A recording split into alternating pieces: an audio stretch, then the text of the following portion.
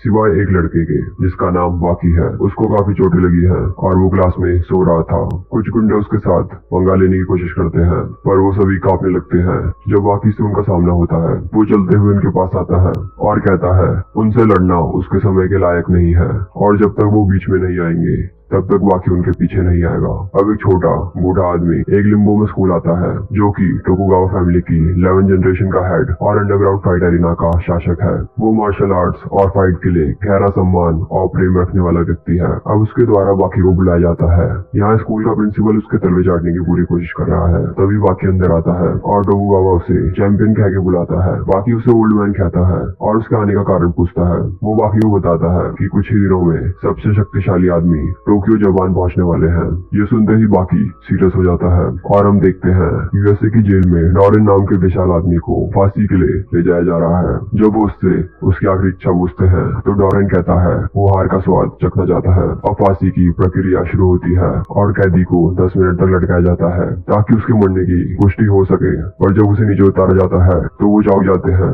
वो जागता है और वहाँ सबको मारना शुरू करता है और अपनी हथकड़ियों को तोड़ के वहाँ एक मैसेज छोड़कर जेल से बाहर निकलता है कि वो टोक्यो हार का स्वाद चखने जा रहा है। वहीं स्कॉटलैंड की जेल में एक और प्रिजनर जो फांसी की कगार पर है अपने आखिरी शब्द में यही कहता है कि वो हार का स्वाद चखना चाहता है। उसका नाम डॉयल है और उसे इलेक्ट्रिक शॉक से मौत दी जाती है। जैसे ही ऑफिसर को लगता है वो मर गया वो अपनी चेयर को तोड़कर वहाँ के गार्ड्स को मार डालता है और जेल से भागकर टोक्यो जापान के लिए निकल जाता है। एक और कैदी रशिया की जेल से 100 मीटर की दीवार पर चढ़कर भाग निकलता है। उसका नाम सिकोर्स्की है और भागने के बाद वो रशिया के हीरो गार्डलैंड को मार डालता है और हार का स्वाद चखने के लिए जापान रवाना होता है। अब एक काउंसलर चौथे कैदी स्पैक से मिलने के लिए जाता है पर जब वो जेल के अंदर घुसता है तो देखता है वो कैदी वहाँ मौजूद नहीं है। तभी ऊपर से वो कैदी काउंसलर को मार डालता है और ऐलान करता है कि वो जापान हार का स्वाद चखने जा रहा है। वो सबमरीन से निकलकर तैरते हुए भाग निकलता है। पांचवा कैदी यानागी एक ग्लास की बड़ी जेल में कैद है जहाँ 2 गार्ड्स ये बात कर रहे हैं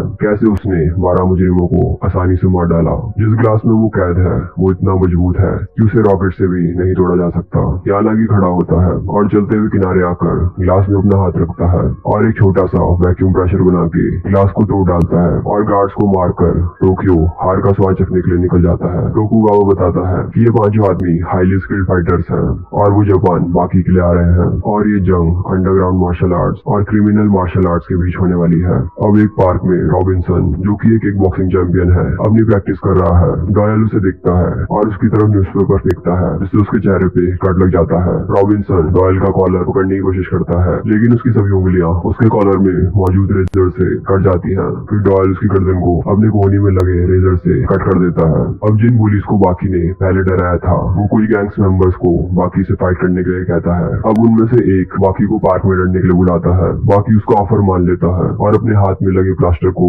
सिर्फ अपने मसल फ्लेक्स करके तोड़ डालता है। अब एक आदमी हाथ में बड़ा सा हथियार लिए बाकी की तरफ उसे मारने के लिए बढ़ता है पर बाकी के डराने धमकाने से वो बुरी तरह घबरा जाता है। वो दूसरे गुंडों को भी उन्हीं के तरीके से सबक सिखाता है। ये सब देख के मोटा आदमी अपनी गन निकाल लेता है पर अचानक से एक कैदी स्पैक वहाँ जाता है और वो उसकी गन मांगता है और अपने आप को गोली मार लेता है ये दिखाने के लिए कि ये गन उसके किसी काम की नहीं है। उसने सुना है दुनिया का सबसे ताकतवर आदमी 17 साल का लड़का है जो टोक्यो में रहता है, इसलिए लड़ने से पहले वो बाकी से हाथ मिलाना चाहता है। जब बाकी उसका हाथ पकड़ता है तो वो नीचे गिर जाता है क्योंकि वो एक नकली हाथ था। वो जोरों से हंसने लगता है और अचानक से किक बाकी पे मारता है। वो लगातार उस पर अटैक करता है जब तक वहाँ पुलिस नहीं आ जाती। स्पैक अपनी हथकड़ियां तोड़ता है और बाकी से कहता है आज उनका सिर्फ इंट्रोडक्शन था और वो जल्द ही मिलेंगे। फिर वो उसे एक गुड बाय किक देता है। बाकी महसूस करता है स्पैक उसके फादर यूजिरो की तरह ही सेम है जो असली में दुनिया के सबसे ताकतवर इंसान है और वो इतने काबिल है। जो में यानागी अपने पुराने सेंसी गोकी शिबुकावा से मिलता है जो कि एक लेजेंड है। वही पुलिस स्टेशन में स्पैक फैसला करता है कि वो कुछ समय तक जेल में ही आराम करेगा जब तक उसे गर्म खाना और ताजी हवा मिल रही है।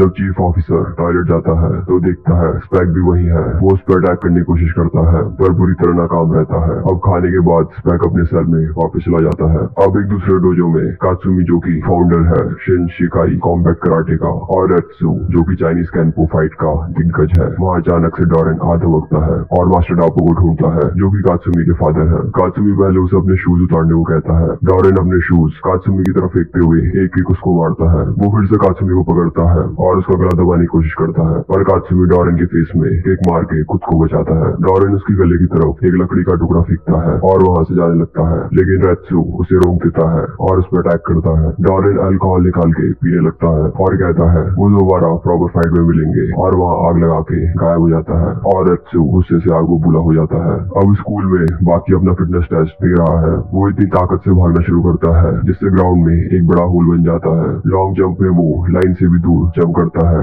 बाकी ने 15 पुलअप्स इतनी तेजी से किए किसी ने उन्हें देखा भी नहीं और सोचा कि वो उन्हें किए बिना ही नीचे उतर गया। जब टीचर बाकी को ऐसा फिर से करने के लिए कहता है, वो अपनी ताकत से बार को खुद ही तोड़ डालता है। टीचर उससे कहता है कि वो टेस्ट में फेल हो जाएगा क्योंकि उसने 1500 मीटर रेस के लिए एक भी एक्सरसाइज ढंग से नहीं की है। बाकी एक शर्त रखता है, अगर उसने वर्ल्ड रिकॉर्ड तोड़ दिया तो क्या उसका टीचर उसे पास करेगा। टीचर कहता है अगर उसने ऐसा कर दिया तो वो उसे परफेक्ट स्कोर देगा। बाकी अपनी शर्ट उतारता है और उसकी मसल्स देख के हर कोई सोचता है उसने स्टेरॉइड्स लिए हैं। बाकी भागना शुरू करता है और तुरंत ही सबसे आगे निकल जाता है। वो 400 और 800 मीटर का रिकॉर्ड भी तोड़ डालता है, लेकिन जैसे ही वो 1000 मीटर की लाइन पे पहुंचता है, बाकी इमेजिन करता है कि उसने बहुत सारा भार ट्रेनिंग करी ना कि पावर के लिए, लेकिन टीचर उसे फिर भी पास कर देता है। उसी रात कांजी अपने स्टूडेंट को टोकुगावा से इंट्रोड्यूस करता है, जो कि फॉरवर्ड जूडो वर्ल्ड चैंपियन है। वो बड़ी बड़ी बातें करता है कि वो किसी भी जगह फाइट कर सकता है अगर कोई कहे रेडी टू गो। सिकॉर्ड्स के पीछे से आता है और कहता है रेडी गो। वो तुरंत ही उस आदमी को